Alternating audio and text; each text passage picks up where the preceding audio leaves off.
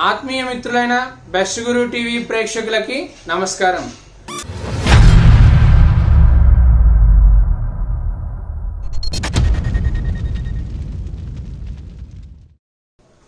మనం ఈరోజు ఈ వీడియోలో degree second semester second language Sanskrit కి సంబంధించి అన్ని లెసన్స్ లో ఉన్నటువంటి షార్ట్ ఆన్సర్ క్వశ్చన్స్ అంటే లఘు ప్రశ్నలు, యానోటేషన్స్ అంటే సందర్భ వాక్యాలు పూర్తిగా సవివరంగా చెప్పుకుందాం. ఇందులో ఫస్ట్ యూనిట్ ఫస్ట్ లెసన్ వశిష్ఠాశ్రమ గమనం. ఈ వశిష్ఠాశ్రమ గమనంలో మొట్టమొదటి లఘు ప్రశ్న, కవికుల గురువు కాళిదాస విశదయత. కవి లోకానికే గురువు కాళిదాసు ఎలా అయ్యాడు అని ప్రశ్న. మరి దానికి సమాధానం ఏంటంటే, కాళిదాస సరస్వత్యా విలాస. కాళిదాస మహాకవి సరస్వతీదేవి యొక్క అనుగ్రహం కలిగినవాడు. తస్య రచనా చాతుర్యం లోకోత్తరం ఆసీత్. ఆయన రచన ఎలా ఉంటుంది అంటే లోకంలో అందరి చేత ప్రశంసలు అందుకునేటట్లుగా ఉంటుందట. కావ్య నిర్మాణే మార్గదర్శక గుణై సహ కవిలోక గురువు బభూవ. ఈయన రచనల్లో ఎక్కువగా పాండిత్యం కనిపిస్తూ ఉంటుంది. కనుక ప్రతి ఒక్కళ్ళు ఎవరైతే రచన చేయాలనుకుంటున్నారో వాళ్ళందరూ కూడా కాళిదాస్ మహాకవి యొక్క రచనలు చదివి దాన్ని ఫాలో అవుతూ రచనలు చేస్తారు. కనుక ఈయన ఒక ఆదర్శప్రాయుడు, అంటే ఒక గురువు వంటి వాడు. కాబట్టి ఈయనకి కవికుల గురువు అని పేరు వచ్చింది. మరి రెండో ప్రశ్న ఏంటో చూద్దాం. కాళిదాసస్య జన్మస్థానం ఉజ్జయిని ఇతి నిరూపయత. ఈ కాళిదాసు యొక్క జన్మస్థానం ఉజ్జయిని అని చరిత్రకారులు ఎలా చెప్తున్నారు అని ప్రశ్న. దానికి సమాధానం ఏంటంటే, కాళిదాస మేఘదూతే ఉజ్జయిని ప్రాంత వర్ణనం అకరోత్. కాళిదాసు మేఘదూతం అనే కావ్యంలో ఉజ్జయిని ప్రాంతాన్ని వర్ణించాడు. కనుకనే ఈయన ఉజ్జయిని ప్రాంతానికి చెందినవాడు అని కొంతమంది చరిత్రకారులు చెబుతారు. తత్వర్ణనం తస్య జన్మస్థానం ఉజ్జయిని ఇతి సుదృఢం సూచయతి అని చెప్తారు. సరే, మూడో లఘు ప్రశ్న ఏంటో చూద్దాం. కాళిదాసస్య గ్రంథానాం నామాని లిఖత. కాళిదాసు ఏమేం గ్రంథాలు రచించాడు, వాటి పేర్లేంటి అనేటువంటిది ప్రశ్న. మూడో ప్రశ్న. కాళిదాసస్య గ్రంథానాం నామాని లిఖత అనేది మూడో ప్రశ్న. దీనికి సమాధానం ఏంటి అంటే, కాళిదాస సప్త గ్రంథాన్ వ్యారచయత్. కాళిదాసు 7 గ్రంథాలను రాశాడట. అందులో 2 లఘు కావ్యాలు, ఋతు సంహారం మేఘదూతమితి లఘు కావ్య ద్వయం. అలాగే 2 మహాకావ్యాలు, కుమార సంభవం రఘువంశం ఇది మహాకావ్య ద్వయం. అలాగే 3 రూపకాలను రచించాడట. మాలవికాగ్నిమిత్రం విక్రమోర్వశీయం అభిజ్ఞాన శాకుంతలం ఇది రూపకత్రయం ఇది. అలాగే 4వ ప్రశ్నకి మీనింగ్ ఏంటి, సమాధానం ఏంటో చూద్దాం. వశిష్ఠాశ్రమ గమనం అనే ఈ పాఠ్య భాగాన్ని చదవటం వలన విద్యార్థులు ఏం నేర్చుకున్నారు అదే చెప్తున్నాడు ఇక్కడ. వశిష్ఠాశ్రమ గమనమితి పాఠ్యభాగాత్ విద్యార్థిభిః జ్ఞాతవ్యాః అంశాః కే. వశిష్ఠాశ్రమ గమనమితి పాఠ్యభాగే విద్యార్థిభిః జ్ఞాతవ్యాః అంశాః. ఈ పాఠం చదవటం వలన విద్యార్థులు గ్రహించిన అంశాలు ఏంటంటే, కాళిదాసస్య ప్రకృతి వర్ణన. కాళిదాసు యొక్క ప్రకృతి వర్ణన, ఆశ్రమాణం ప్రశాంతత. ఆశ్రమాల్లో ఉన్నటువంటి ప్రశాంత వాతావరణాన్ని గురించి తెలుసుకుంటారు. ఇంకా రమణీయ కథ, అక్కడ ఉన్నటువంటి అందమైన వాతావరణాన్ని గురించి తెలుసుకుంటారు. ఇంకా అంతేకాదు, ఆశ్రమ పర్యావరణ పరిరక్షణే రాజానః శ్రద్ధాలవః భవతి. పూర్వకాలంలో రాజులు ఆశ్రమ వాతావరణాన్ని, ఆశ్రమంలో ఉన్నటువంటి పర్యావరణాన్ని పరిరక్షించడానికి ఎలాంటి శ్రద్ధ తీసుకునేవాళ్ళు అనేది కూడా నేర్చుకుంటారు. ఇందులో మొత్తం 5 యానోటేషన్స్ ఉన్నాయి వశిష్ఠాశ్రమ గమనంలో. ఎప్పుడైనా మీరు యానోటేషన్ రాసేటప్పుడు 4 సైడ్ హెడ్డింగ్స్ గుర్తుపెట్టుకోవాలి. ఒకటి కవి పరిచయం, 2 సందర్భం, 3 వాక్యార్థం, 4 వివరణ. ఇప్పుడు మనం ఈ వీడియోలో సందర్భం ఏంటి, ఈ వాక్యానికి అర్థం ఏంటో చెప్పుకుంటాం. కవి పరిచయము, వివరణ మీరు ఓన్గా రాసుకోవాలి. కాబట్టి ఈ ప్రతి యానిటేషన్ కి మీనింగ్ ఎవరు ఎవరితో అన్నారు అనేది మాత్రం ఇప్పుడు మనం ఇక్కడ ఎక్స్ప్లెయిన్ చేసుకుందాం. ఫస్ట్ యానిటేషన్, అనుభవ విశేషాత్తు సేనా పరివృత వివా. దిలీప మహారాజు సుదక్షిణాదేవి వశిష్ఠాశ్రమానికి బయలుదేరుతున్నారు. అలా వెళ్తూ ఉన్నప్పుడు వాళ్ళని చూస్తూ ఉన్నటువంటి వాళ్ళందరికీ ఈయన ఎలా కనిపిస్తున్నాడు అంటే, తన తేజస్సు ముందు తక్కువ సైన్యంతో వెళ్తూ ఉన్నప్పటికీ ఎక్కువ సైన్యంతో వెళ్తున్నట్టు కనిపిస్తున్నాడు. తక్కువ సైన్యంతో వెళ్తూ ఉన్నప్పటికీ ఎక్కువ సైన్యంతో వెళ్తూ ఉన్నట్లుగా కనిపిస్తున్నాడు దిలీప మహారాజు అని కవి వర్ణిస్తున్నాడు. ఇక్కడ ఉన్న అన్ని యానిటేషన్స్ కి కవి ఈ విధంగా వర్ణిస్తున్నాడు అనే సందర్భం రాసుకోవచ్చు. నెక్స్ట్ రెండో యానిటేషన్ ఏంటో చూద్దాం. ఆమోదం ఉపజిగ్రంథం స్వనీ శ్వాసానుకారిణం. వీళ్ళు అలా రథంలో వెళ్తూ ఉంటే పెద్ద తామరపూల కొలను కనిపించింది. అక్కడ వీళ్ళు ఆమోదం ఉపజిగ్రంథం స్వనీ శ్వాసానుకారిణం, గట్టిగా ఉచ్ఛ్వాస నిశ్వాసలు చేస్తూ ఉన్నారట. మంచి సువాసన వస్తూ ఉంటే ఆ వాసనను పీల్చుకొని వదిలిపెడుతూ ఉన్నారు. ఆమోదం ఉపజిగ్రంథం స్వనీ శ్వాసానుకారిణం, అలా చేస్తూ ఉన్నారు అని కవి వర్ణిస్తున్నాడు. నెక్స్ట్ మూడో యానిటేషన్ లో చెప్తున్నాడు, హిమ నిర్ముక్తయోర్యోగే చిత్రా చంద్రమశోరివా.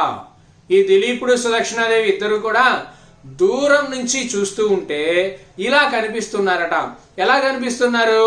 చిత్తా నక్షత్రము చంద్రబింబము వలె కనిపిస్తున్నారట. సుదక్షిణాదేవి ఏమో చిత్తా నక్షత్రం లాగాను, దిలీపుడేమో చంద్రబింబం లాగాను కనిపిస్తున్నారు. ఎలాగా అంటే, హిమ నిర్ముక్తయోర్యోగే, మంచు తెరలు తొలగిపోయిన తరువాత నక్షత్రము చంద్రబింబం లాగా కనిపిస్తున్నారు. ఆ మంచు తెరలు వెళ్ళిపోయిన తర్వాత చంద్రుడు నక్షత్రాలు కనిపిస్తున్నట్లు అన్నమాట. నెక్స్ట్ నాలుగవ యానిటేషన్ లో చెప్తున్నాడు, అపి లంఘితాహ మద్వనం బుబుదేహ న బుధోపమః అని. వీళ్ళు ఎటువంటి ప్రయాణ బడలిక లేకుండానే వశిష్ఠాశ్రమం వద్దకి చేరుకున్నారట సాయంత్రం అయ్యేసరికి అని కవి వర్ణిస్తుంది. ఐదో యానిటేషన్ ఏంటో చూద్దాం. అపచ్చైరివ నివార భాగదేయో ఉచితై మృగై. ఇక్కడ చూడండి, ఈ దిలీప మహారాజు సుదక్షిణాదేవి రథంలో ఉండి చూస్తూ ఉంటుంటే దూరం నుంచి ఋషులు వాళ్ళు పెద్ద పెద్ద మూటలు తీసుకొచ్చి జింకలకి వాటికి పెడుతున్నారు.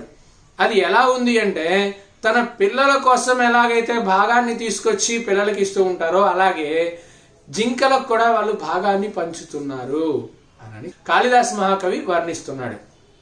ఇవన్నీ దీనిలో ఉన్నటువంటి యానిటేషన్స్. మరి తర్వాత లెసన్ గంగావతరణం.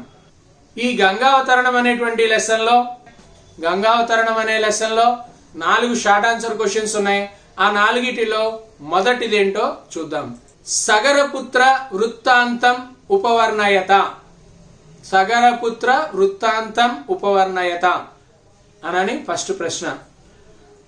ఏంటది? దానికి మీనింగ్ ఏంటంటే, సగరపుత్రుల యొక్క వృత్తాంతాన్ని వర్ణించండి అని. ఏంటో చూద్దాం. సగరస్య సుమత్యాం 60,000 పుత్రాః అజాయంత. సగరునికి సుమతికి 60,000 మంది కుమారులు జన్మించారు. నష్టం అశ్వమేధ అశ్వం. వీళ్ళు అశ్వమేధ యాగం చేస్తుంటే ఆ గుర్రం కనపడలేదు. అన్వేష్టం ప్రస్థితాః. ఆ గుర్రాన్ని వెతుకుతూ 60,000 మంది వెళ్లారు. సగరపుత్రాః పాతాళం ప్రాప్తాః. సగరపుత్రుడు పాతాళలోకానికి వెళ్లారు. తత్ర కుపితేన కపిలః తే భస్మీకృతః. అక్కడ కోపగించుకున్నటువంటి కపిల మహర్షి వాళ్ళందరినీ భస్మం చేశాడు. పునః గంగా జలేన తారితః. మళ్ళా గంగా జలం చేత తరింపబడ్డారు. ఇది దీనికి భావం. ఇది వాళ్ళ యొక్క చరిత్ర. మరి రెండో ప్రశ్న ఏంటో చూద్దాం. గంగా కథం జాహ్నవి అభవత్. గంగా నది జాహ్నవి అనే పేరు ఎలా వచ్చింది? గంగా నదికి జాహ్నవి అనే పేరు ఎలా వచ్చింది అని అడుగుతున్నారు ప్రశ్న. భగీరథం అనుసరంతి, భగీరథుణ్ణి అనుసరిస్తూ వస్తున్నటువంటి గంగానది మార్గే జహ్ను ఆశ్రమం సమవృణోత్, మార్గ మధ్యంలో జహ్ను మహర్షి యొక్క ఆశ్రమాన్ని ముంచేసింది. కుపిత జహ్ను, కోపగించుకున్నటువంటి జహ్ను మహర్షి తాం పీత్వా, ఆ నదిని మొత్తాన్ని తాగేశాడు. తాగేసి మళ్ళా భగీరథుని యొక్క ప్రార్థనతో చెవు నుండి వదిలిపెట్టాడు. కనుకనే ఆ నదికి జాహ్నవి అనే పేరు వచ్చింది. నాకలోకాత్ గంగాయాః ఆనయనేన కిం ప్రయోజనం సిద్ధ్యతి, స్వర్గలోకం నుండి గంగానది భూలోకానికి పాతాళ లోకానికి రావటం వలన ఏం ప్రయోజనం కలిగింది అని అడుగుతున్నాడు. అడిగినప్పుడు దానికి సమాధానం ఏంటి అంటే, నాకలోకాత్ గంగాయాః ఆగమనేన సగరపుత్రాః తారితాః అభవన్, గంగాచ త్రిపదగా అభవత్ అంటున్నాడు. అంటే నాకలోకం నుంచి, స్వర్గలోకం నుండి భూలోకానికి పాతాళ లోకానికి రావటం వలన సగరపుత్రాః తారితాః, సగరపుత్రులు రక్షింపబడ్డారు. ఇంకా గంగాచ త్రిపదగా అభవత్, గంగా 3 లోకాలలో ప్రవహించే నదిగా మారింది. నెక్స్ట్ 4వ క్వశ్చన్ ఇలా చెప్తున్నారు. అమరాపగా పరమశివస్య కపర్దే కదంబద్దాః, ఈ దేవతల నది అయినటువంటి గంగా నది పరమశివుని యొక్క జటాజూటంలో ఎలా బంధింపబడింది అని ప్రశ్న. దానికి సమాధానం ఏంటి అంటే, గర్విత గంగా శివస్య జటాజూటే పపాత బద్ధాచ దుర్వాసికాగ్రే తుషార కణిక ఇవ సా ఆసీత్ అంటున్నాడు. అంటే అర్థం ఏంటి, గంగా నది శివుని యొక్క జటాజూటంలో పడగానే బంధింపబడింది. ఇంకా అది ఎలా అంటే, దుర్వాసికాగ్రే తుషార కణిక ఇవ, గడ్డి పరక మొనపై పడిన మంచు బిందువులాగా మారిపోయింది అని చెప్తున్నాడు. మొత్తం 5 యానిటేషన్స్ ఉన్నాయి ఇక్కడ కూడా. ఆ 5 యానిటేషన్స్ ఏంటో వివరంగా తెలుసుకుందాం. ఇక్కడ కూడా మీరు ఇందాక చెప్పినట్లుగా కవి పరిచయము, వివరణ మీరు ఓన్గా రాసుకోవాల్సి ఉంటుంది. అలాగే ఇప్పుడు మాత్రం మన వీడియోలో ఈ వాక్యానికి అర్థం ఏంటి, ఎవరు ఎవరితో చెప్పారు అనేది మాత్రమే మనం ఇక్కడ చెప్పుకుంటాం. చూడండి, సోయమాపగా ఆపగామివా, విశ్వామిత్రుడు రామలక్ష్మణులు ఇద్దరూ కూడా నడుస్తూ వెళ్తూ ఉన్నారు. ఆ వెళ్ళేటప్పుడు ఒక నది వద్దకి చేరుకున్నారట, అదే గంగా నది. ఇక్కడ చెప్తున్నాడు అదే, సోయమాపగా ఆపగామివా, గోవు వంటి నిర్మలమైన లక్షణాలు కలిగినటువంటి గంగా నది వద్దకి చేరుకున్నారు. ఎవరు అంటే రామలక్ష్మణులు, విశ్వామిత్రుడు మొదలైనటువంటి వాళ్ళు. ఓకేనా అని కవి ఈ విధంగా వర్ణిస్తున్నాడు. ఇక్కడ కూడా అంతే, చివరికి కవి ఈ విధంగా వర్ణిస్తున్నాడు, కవి ఈ విధంగా వర్ణిస్తున్నాడు అని రాసుకోవచ్చు. నెక్స్ట్ చూడండి, 2వ యానిటేషన్. పుత్రశోకాత్ దివంగతః, పుత్రశోకాత్ దివంగతః, పుత్రులు లేరే అనేటువంటి బాధతో సగర చక్రవర్తి కొంతకాలానికి మరణించాడు అని కవి ఈ విధంగా వర్ణిస్తున్నాడు. అమర్త్య సరితం కర్తృమేనే మత్య తరంగిణీం, అమర్త్య సరితం కర్తృమేనే మత్య తరంగిణీం, దేవతల నది అయినటువంటి గంగా నది మానవుల నదిగా మారిపోయింది అని చెప్తున్నాడు. కవి ఈ విధంగా వర్ణిస్తున్నాడు. భగీరథో విదేహే క్రౌర్యాత్ పరీక్షిన్ మనోరథః, భగీరథుని యొక్క మనసులో ఉన్న కోరికని కాలం పరీక్షిస్తుందా అన్నట్లుగా ఉందట. ఎందుకని, అడుగడుగునా కష్టాలు ఎదురవుతున్నాయి, అడుగడుగునా ఆటంకాలు ఎదురవుతున్నాయి. ఏమని అంటే, భగీరథో విదే క్రౌర్యాత్ పరీక్షిన్ మనోరథః, కాలం ఆయన యొక్క కోరికని పరీక్షిస్తుంది, ఆయన యొక్క ఓర్పుని పరీక్షిస్తుంది అని చెప్తున్నాడు. ఇది కవి ఈ విధంగా వర్ణిస్తున్నాడు. పపాత పార్వతీకాంత జటాకాంత గహ్వరే, ఉధృతంగా ప్రవహించి వచ్చేటువంటి గంగా నది శివుని యొక్క జటాజూటంలో దూకింది అని ఈ 5వ యానిటేషన్ కి మీనింగ్. ఈ విధంగా కవి వర్ణిస్తున్నాడు అని చెప్పుకోవచ్చు. నెక్స్ట్ పాఠం, తర్వాత పాఠం ఏంటి అంటే పుష్పోద్భవ చరితం. ఈ పుష్పోద్భవ చరితంలో ఉన్న షార్ట్ ఆన్సర్ క్వశ్చన్స్ ఏంటో ఇప్పుడు మనం చూద్దాం. మొదటి ప్రశ్న, దండినః మాతాపితరౌ కౌ అంటే దండి మహాకవి యొక్క తల్లిదండ్రులు పేర్లేంటి, వాళ్ళు ఎలాంటి వాళ్ళు అని. దండినః పిత వీరదత్తః, దండి యొక్క తండ్రి గారి పేరు వీరదత్తుడు. ఈయన దార్శనికః, అన్ని ధర్మాలు తెలిసినటువంటి వాడట. అలానే మాతాచ గౌరీ, దండి యొక్క తల్లి గారి పేరు గౌరీ. మరి ఈమె విదుషీమణి, పండితురాలు అని చెప్తున్నాడు. మరి రెండో ప్రశ్న ఏంటో చూద్దాం. పండితాః గద్యముద్దిశ్య కిమితి వదంతి, పండితులు గద్య భాగాన్ని ఉద్దేశించి ఏమని చెబుతారు, ఏమని చెబుతున్నారు అంటే గద్యం కవీనాం నికషం వదంతి అని ఒక సామెత అన్నమాట. ఇది పండితులు చెప్పినటువంటి మాట. ఎవరైతే గద్య భాగాన్ని రచిస్తారో వాళ్ళు పాండిత్యం కలిగినటువంటి వాళ్ళట. అదే ఇక్కడ అర్థం. గద్య రచన కవేహే ప్రతిభ నిదర్శనం భవతి, గద్య రచన కవి యొక్క ప్రతిభకు నిదర్శనం అని చెప్తున్నాడు. దండినః కృతీః లిఖత, దండి ఏమేం కావ్యాలు రాశారు. దండినః తిస్రః కృతయః అభవన్, దండి మహాకవి 3 కావ్యాలు రాశారు. తాశ్చ అవి అవంతి సుందరి కథ, దశకుమార చరితం. అవంతి సుందరి కథ అనేది ఒకటి, దశకుమార చరితం అనేది ఒకటి, ఈ 2 రాశారట. ఇది గద్య కావ్యద్వయం, ఇవి గద్య కావ్యద్వయం, ఇవి 2 గద్య కావ్యాలట. ఇంకా కావ్యాదర్శ ఇది అలంకార శాస్త్ర గ్రంథ, కావ్యాదర్శం అనేటువంటిది అలంకార శాస్త్ర గ్రంథం. ఈ 3 ఈయన రచించాడు. విద్వాంసః దండినః పదలాలిత్యమితి కుతః ప్రశంససు, విద్వాంసులు దండి మహాకవిని పదలాలిత్యం కలిగిన వాడు అనని ఎలా చెప్తారు అంటే ఇక్కడ చెప్తున్నాడు. దండి రచన లలిత పదయుతాః, దండి మహాకవి యొక్క రచన ఎలా ఉంటుంది అంటే లలితమైన పదాలతో కూడి ఉంటుందట. మధుర భావయుక్తాశ, మధురమైనటువంటి భావం కలిగి ఉంటుందట. అందుకనే అత ఏవ విద్వాంసః దండినః పదలాలిత్యమితి, దండి పదలాలిత్యం కలిగిన వాడు అని చెబుతారు. ఎందుకని అంటే ఈయన అందమైనటువంటి పదాలతో, లలితమైన పదాలతో రచన కొనసాగించేవాడట. అందుకనే ఇలా చెప్తారు. యానిటేషన్స్, సందర్భవాక్యాలు ఏంటో చూద్దాం. మొదటి సందర్భవాక్యం, తాత భవతో విజ్ఞాపనీయాని సంతి. తాత అంటే ఇక్కడ మీనింగ్ ఏంటంటే తండ్రి అని అర్థం. కానీ మన ఈ ప్రస్తుత కాలంలో తాత అంటే తాతగారు అనుకుంటారు, కానీ తాతగారు కాదు, ఇక్కడ తాత అంటే తండ్రి అని.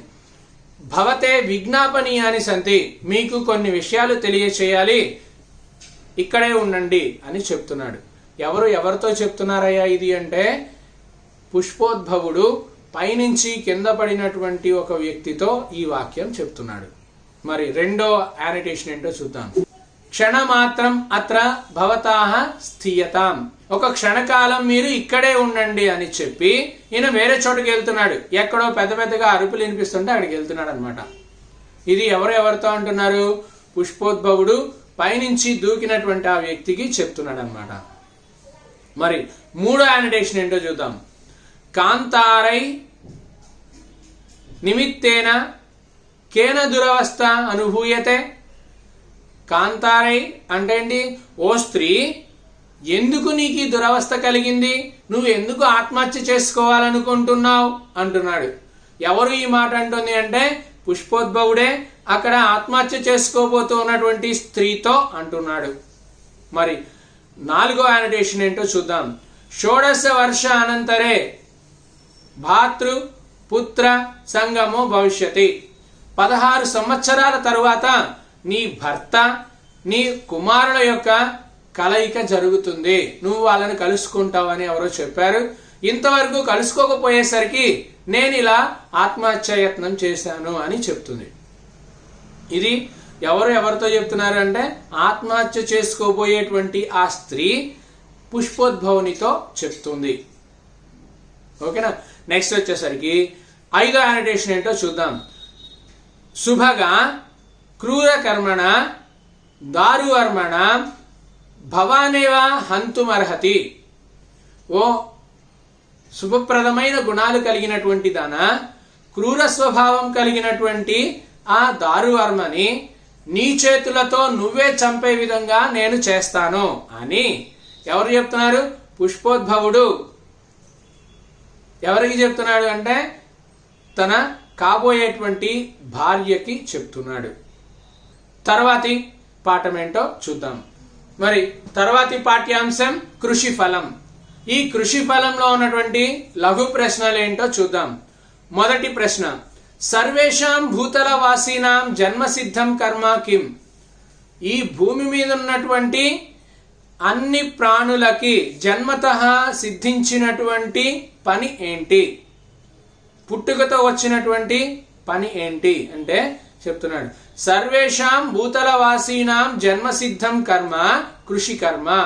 వ్యవసాయం అనేటువంటిది ఈ భూమి మీద ఉన్న ప్రతి ప్రాణికి జన్మతః వచ్చినటువంటిది అని చెప్తున్నాడు. మరి రెండవ లఘు ప్రశ్న ఏంటో చూద్దాం. కస్మాత్ భూతాని జాయంతే. దేని నుంచి అన్ని ప్రాణులు పుట్టాయి?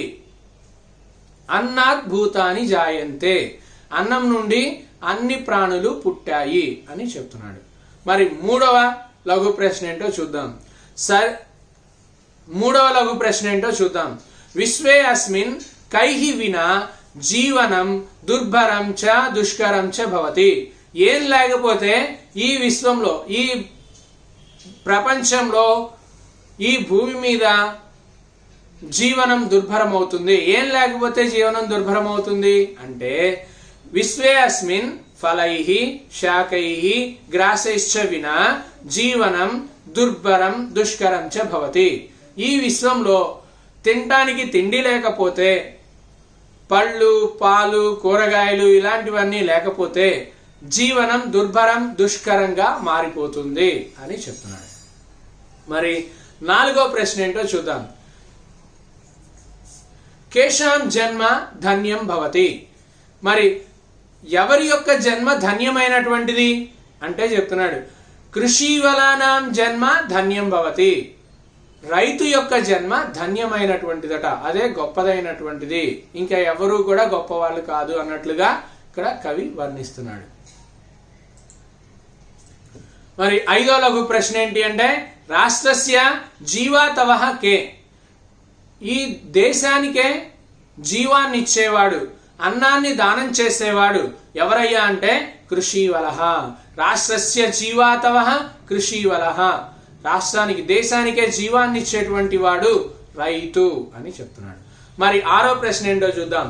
కేన కర్మణ మానవ సమాజస్య స్వావలంబనం సిద్ధ్యతి. ఏ పనులు చేస్తే మానవులకి స్వావలంబనం కలుగుతుంది? స్వావలంబనం అంటే ఒక యావిగేషన్. అంటే ఇప్పుడు మనం చెప్తున్నట్టుగా ఏదైనా ఒక పని మీద మనం నిమగ్నమై ఉంటే దానిలో సత్ఫలితాలు లభిస్తాయి. ఇప్పుడు కృషి కర్మణ శాఖలతాది వృక్షాది పోషణేన చ మానవస్య స్వావలంబనం సిద్ధ్యతి. మానవులకి ఆ స్వావలంబనం, ఒక రకమైనటువంటి ఆలోచనలు, ఇంకా ఒక రకమైనటువంటి ఒక కాలక్షేపం అని చెప్పుకోవచ్చు. మానవులకి కాలక్షేపం ఎలా, ఏం చేయాలి, ఆ కాలక్షేపం కోసం ఏం చేయాలి, వాళ్ళ యొక్క ఆలోచనను ఎలా ఎటువైపుకు మరల్చుకోవాలి అంటే కృషి కర్మణ, వ్యవసాయం చేయటం అయినా చేయొచ్చు, లేకపోతే శాఖ లతాది వృక్ష పోషణైనా. శాఖ లత అంటే కూరగాయల మొక్కల్ని, తీగ మొక్కల్ని, చెట్లను పెంచడంలోనే వాళ్ళు నిమగ్నమై ఉంటే సరిపోతుంది అంటున్నాడు. కృషితో నాస్తి కిం, కృషితో నాస్తి కిం, కృషితో నాస్తి దుర్భిక్షం. కష్టపడి పని చేస్తే, కష్టపడి వ్యవసాయం చేస్తే దుర్భిక్షం అనేటువంటిది ఉండదు. అంటే ఆహారం దొరక్కపోవటం, ఆకలి చావులు ఇలాంటివన్నీ ఉండవు అంటున్నాడు. ఎనిమిదవ లఘు ప్రశ్నలో శ్రవణస్య మాతులస్య గృహ ప్రాంగణే కేకే పశవాహ అవర్తంత. శ్రవణుని యొక్క మేనమామ గారి ఇంట్లో ఏ ఏ పశువులు ఉండేవి? శ్రవణస్య మాతులస్య గృహ ప్రాంగణే బలివర్ధాహ. దున్నపోతులు, గావః ఆవులు, మహిషః గేదెలు, మహిష్యాః దున్నపోతులు. ఎద్దులు, ఆవులు, గేదెలు, దున్నపోతులు ఉండేవట. కవీనాం కిం నికషం వదంతి, కవి యొక్క పాండిత్యం తెలుసుకోవాలంటే ఏముండాలి అని ప్రశ్న.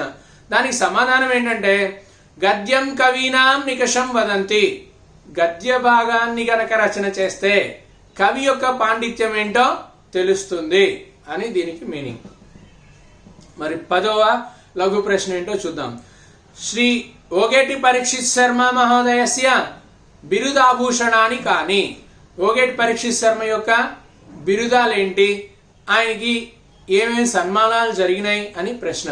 మరి దీనికి సమాధానం ఏంటంటే శ్రీ ఓగేటి పరీక్షిత్ శర్మ మహాశయస్య బిరుదాభూషణాన్ని, బిరుదులు ఆభూషణాలు ఏంటవి అంటే పండితః పండితుడు అనే బిరుదుంది, మహాకవి మహాకవి అనే బిరుదుంది, గీర్వాణ ఆంధ్ర భాషా ప్రవీణ, గీర్వాణ అంటే సంస్కృతం, ఆంధ్ర అంటే తెలుగు, వీటన్నింటిలో పాండిత్యం కలిగినటువంటి వాడు అని, గీర్వాణ గేయ కవిమండల చక్రవర్తి అని, సంస్కృత భాషలో గేయాలు రాసే కవులుంటే వాళ్ళందరికీ చక్రవర్తి అని బిరుదులు ఉన్నాయట.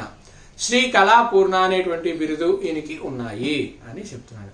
ఇవి షార్ట్ ఆన్సర్ క్వశ్చన్స్ అండి ఈ లెసన్ లో. ఇంకా తర్వాత యానిటేషన్స్ ఏమేమి ఉన్నాయో చూద్దాం. యానిటేషన్స్ ఒక 4 ఉన్నాయి ఈ లెసన్ లో. మొదటి యానిటేషన్ ఏంటి అంటే అన్నం నా నింద్యాత్, అన్నాన్ని నిందించకూడదు అని ఫస్ట్ యానిటేషన్. ఇది ఎవరితో చెప్తున్నారు అంటే శ్రవణుడు వాళ్ళ యొక్క మిత్రునితో చెప్తున్నాడు. శ్రవణుడు వాళ్ళ యొక్క మిత్రునితో చెప్తున్నాడు. కృషివలాహ అన్నదాతారః భగవత్ స్వరూపాః వసుంధరార్చకాః భక్తాః రాష్ట్రస్య జీవాతవాః.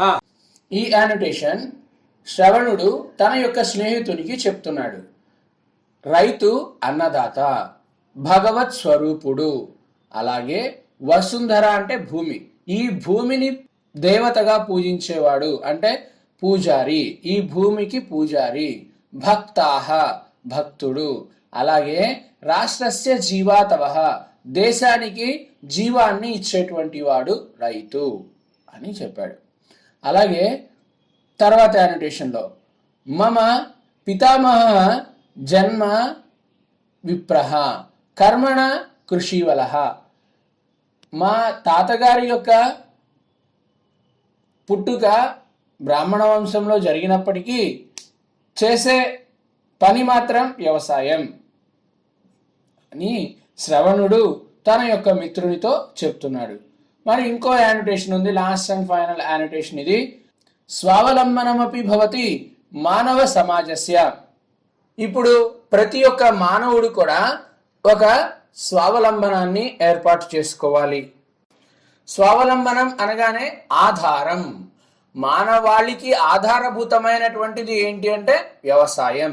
కనుక ప్రతి ఒక్కళ్ళు కూడా వ్యవసాయం చేయటం కానీ మొక్కలను పెంచటం కానీ చేయాలి అని శ్రవణుడు తన యొక్క మిత్రునితో చెప్తున్నాడు.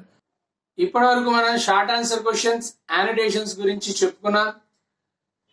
వీటి గురించి కానీ లేకపోతే మనం ఇప్పటి వరకు చెప్పుకున్నటువంటి పాఠ్యాంశాలలో కానీ లేకపోతే గ్రామర్కి సంబంధించి కానీ వ్యాకరణాంశానికి సంబంధించి కానీ ఏమైనా సందేహాలు ఉంటే